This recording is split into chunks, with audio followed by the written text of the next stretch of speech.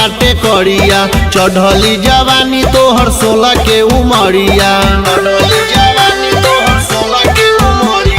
गोरे गोरे गाल तोहर केस बाटे करिया चढ़ली जवानी तोहर 16 के उमरिया कौन फुलवरिया के हऊ तू फूल बोला बोला बोलबू कहाँ पड़े जालू तोहर के ऐसा फूल बोला बोला बोलबू टोपी मुँह दुपट्टा से हंसेलू बोला बोला बोला बोलबू बोला बोला बोलबू बोला बोला बोलबू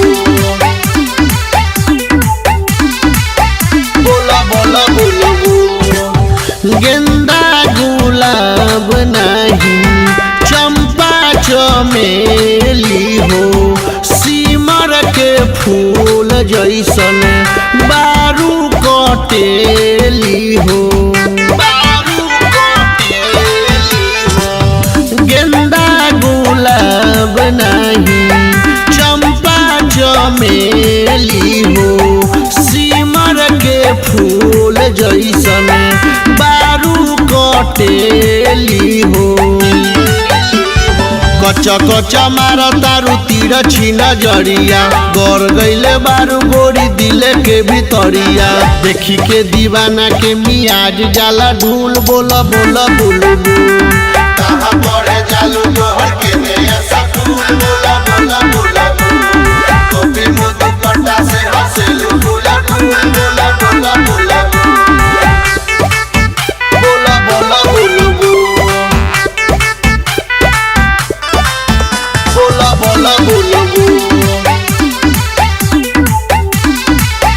बोला बोला बोलबू रूपवा निराली लागे चल मतवाली हो जन मारे गजरा कजरा उठवा के लाली हो रूपवा निराली लागे चल मतवाली हो जन मारे गजरा कजरा उठवा के लाली हो कहे कवि शेखर बात मान ये गुजरिया चश्मा लगा के नहीं बन ये सबरिया अजय अभिराज के काहे गईलू तू भूल बोला बोला बोलबू।